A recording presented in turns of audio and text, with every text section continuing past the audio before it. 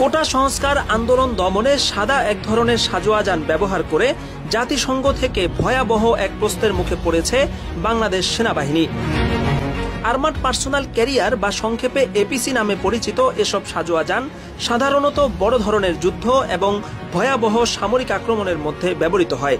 জাতিসংঘের তরফ থেকে অত্যাধুনিক এসব সাজোয়া যান বাংলাদেশ সেনাবাহিনীকে দেওয়া হয়েছে বিভিন্ন দেশের শান্তিরক্ষা মিশনে ব্যবহারের জন্য।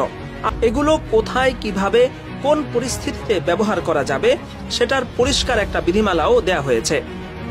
কিন্তু সম্প্রতি কোটা আন্দোলনকে কেন্দ্র করে বিক্ষোভ দমনে কারফিউ জারির পর সেনাবাহিনীকে এসব গাড়ি নিয়েই সড়কে টহল দিতে দেখা যায়। এরপরেই বিষয়টি জাতিসংঘের দৃষ্টিগোচর হয়। নিজ দেশের জনগণের বিক্ষোভ দমনে যেখানে বিক্ষোভকারীদের পক্ষ থেকে কোনো রকম গুলিবর্ষণেরও শঙ্কা নেই, এমন পরিস্থিতিতে এসব সাজোয়া যানের ব্যবহার দেশের সেনাবাহিনীর শান্তিরক্ষা মিশনকে প্রশ্নবিদ্ধ করেছে। ইতোমধ্যে জাতিসংঘের মুখপাত্র এ বিষয়ে পরিষ্কার বিবৃতি দিয়েছেন। এ সময় জাতিসংঘের লোগো সম্বলিত এসব সাজোয়া যান ব্যবহারের বৈধতা নিয়ে তিনি প্রশ্ন তুলেছেন। একই সাথে এই কাজের জন্য জাতিসংঘের তরফ থেকে বাংলাদেশ কর্তৃপক্ষের কাছে জবাবদিহিতামূলক নোটিশ পাঠানো হয়েছে বলেও তিনি জানিয়েছেন।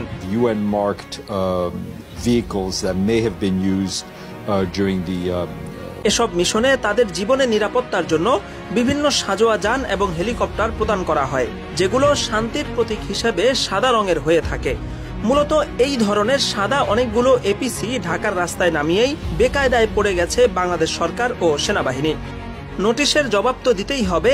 এছাড়া ভবিষ্যতে জাতিসংঘের শান্তিরক্ষা মিশনে বাংলাদেশ পুলিশ ও সেনাবাহিনীর সুযোগ পাবে কিনা সেটা নিয়েও তৈরি হয়েছে বড় রকমের অনিশ্চয়তা।